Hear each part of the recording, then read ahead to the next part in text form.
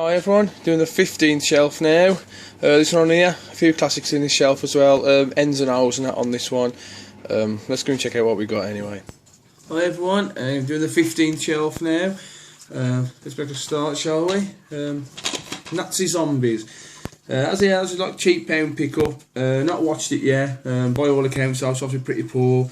Don't think it's now Dead Snow. So Dead Snow is probably the best Nazi zombie film. Not watched it yet. It's not supposed to be that great though. Near Dark, which is the 2-disc Anchor Bay release. Really good release. This. It's got quite a few extras on it. Also got like a good book. Little leaflet there, tell you about the film. And also it's got a decent poster with it as well. This come with it. It's quite good because I had this copy pre-owned, and I was surprised that the poster's still in it, but got the poster there for it as well. Decent poster decent poster for a good film. So I did prefer the VHS cover of the UK Near Dark to this cover, but still like that cover, still good, and really great film as well. So Necromentia. Yeah, that one looks pretty interesting. I've not watched it yet. I did watch the trailer. I saw the trailer before I actually bought the film. I saw the trailer on, I think it was YouTube or something, and one of the channels, and it looked really interesting. So I picked it up. Not watched it. I've picked it up, but it looks pretty good. I look at the creatures in it as well. The creatures look really good. Stephen King's Needful Things. Oh, it rhymes that, but there you go. Yeah, this one's really good. Another good Stephen King adaptation. Max von Sydow was really good in this as well. I thought he had a really good performance in this. It was like a story out, it was just like antique shop, and he always seems to sell something that everybody really desires, and it's a bit like a Faust type story, really. Sort of sell the soul to to get the things they want. It's a decent story. Night Fangs. It's like a low budget run of the mill vampire flick, passable, not great. Stephen King's The Night Flyer. Miguel Ferrer's in it. He got a starring role in it. One of his few starring roles. He does okay in it as well. It's a decent vampire film. Not one of the best Stephen King adaptations, but it's still decent. Kevin S. Tenney's Night of the Demons, a brilliant film. I saw this on Palace Video like years ago. Not sure if this version's uncut or not. It's the Midnight Movies version, the Region Zero one. There was a couple of scenes, I think I'd seen it before, and I think there might have been a couple of scenes missing in this one, but I'm not sure. I'll have to double check that. Night of the Demons, the remake, which is really good as well. I really enjoyed this one. It was a bit different to the other one. The other one's a bit more tongue-in-cheek, the Kevin S. Tenney one. This remake, not as much comicness in it, but some great makeup effects in it. I thought, it's follow the plot of the original quite close as well. George Romero's Night of the Living Dead, classic one that from 1968, I think it was. Brilliant film. And also Night of the Living Dead, the Tom Savini remake, also brilliant. I think I actually enjoyed this one, more than the original. Really, I don't know what it was about it, but it just seems to be like a perfect sort of remake. Really, didn't deviate from the original very much. And I thought it was really good. It's safe Tom Savini's not really a film director. He did a really good job on that. Night of the Living Dead Resurrection, which I think is a British film. Nothing to do with the other Night of the Living Deads. I've not watched it, but by all accounts, it's absolutely horrendously bad, so I've not watched it yet. Night Watch, this is the Russian one. It's like sort of supernatural film about these guys who it's like the forces of dark and light, and something happens and they end up battling each other, and like vampires and things and all that. It's some really good scenes in that as well. It's a incredibly imaginative film. Some people might say it's a little bit overlong. I think it's close to 2 hours long, but it's a decent film. Some really great set pieces in that. One of the most underrated horror films of all time, in my opinion, is Nightbreed, Clive Barker's Nightbreed. I think personally Clive Barker's best film. I prefer this more than Hellraiser. I'll probably get sort of shocked by saying that, but I did love this film. This is how much I love this film. I used to have this on VHS. I must have seen it 20-30 times altogether. Had all the books to it and everything. Some great monsters in it. Good story. David Cronenberg, plays one of the main roles. He's really good in that as well. I thought he was really good in that. The monsters were actually the good guys in it as well, which is a nice twist. But I really do like that film. Very underrated. Nightmare City. This is like a Italian zombie flick. sort of well, say zombie. It's more infected, really, isn't it? It's like the zombies run and stuff in it, and I don't remember that much about the film. I watched it. I remember something about an airport in it. There's running amok in an airport and that. Yeah, it seems okay.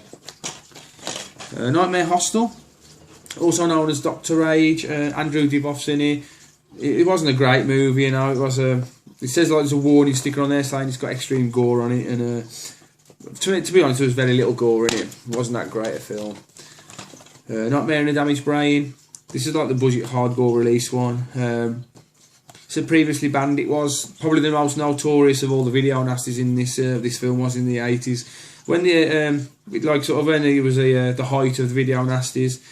I think a guy got put in prison. A video salesman got put in prison for having this on his shelf before he got 6 months jail for it or something. That's how badly it was all. It was in the 80s in the UK, but it is a really, really good. And I think it's one of the better nasties. It's pretty brutal as well. For the time, it was pretty brutal. Wes Craven's Nightmare on Elm Street. This is the 2-disc edition. Especially the 2-disc edition. Quite a lot of it, it's got a good extras disc with like loads of documentaries and all sorts on. I already got the film, but I bought it just for the documentaries and that. There were really, really good documentaries on there. There's the original Nightmare on Elm Street. It's the the generic sort of Nightmare on Elm Street one, the original Wes Craven one. Still a great film.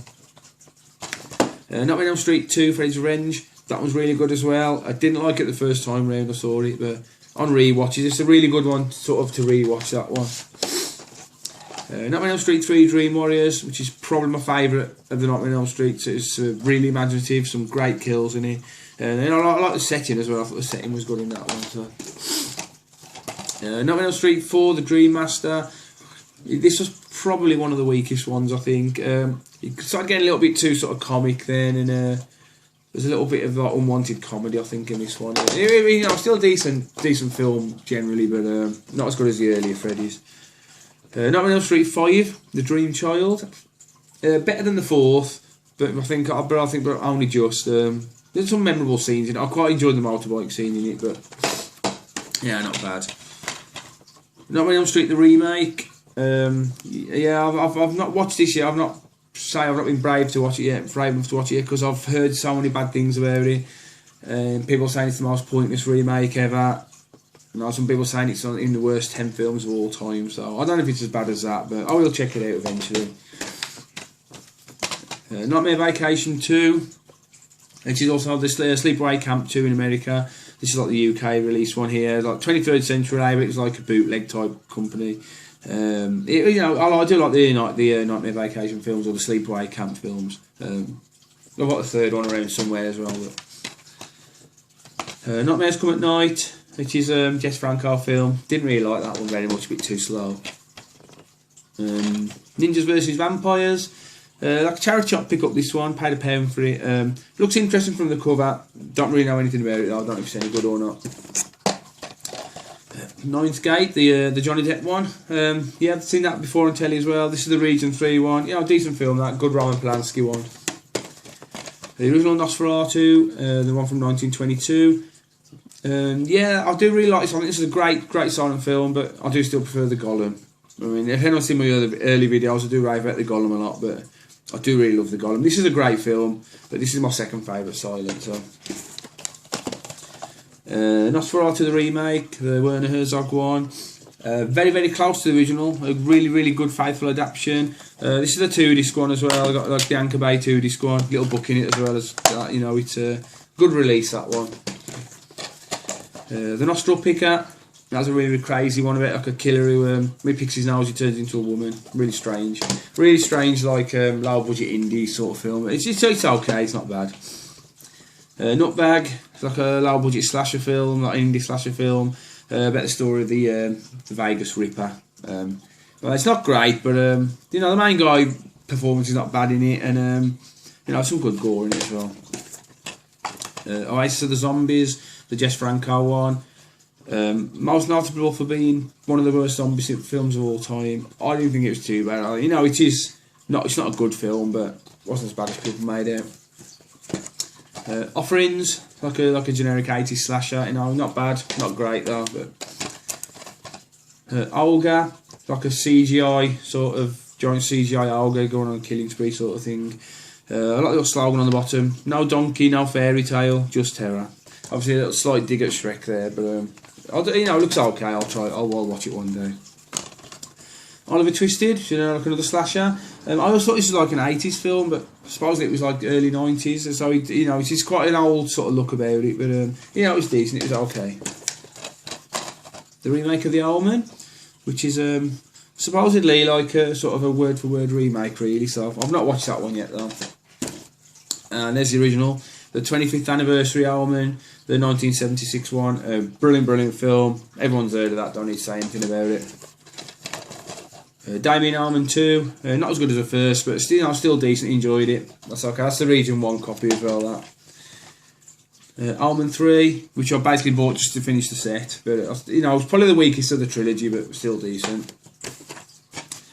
One-Eyed Monster, which I've not watched this DVD yet, but I've seen it on the horror channel. Bits of it on the horror channel, and it's like a really weird sort of horror film starring Ron Jeremy, the porn star, and sort of gets his manhood chopped off and he comes to life and starts killing people. Really daft from what I've seen of it, but it looks okay.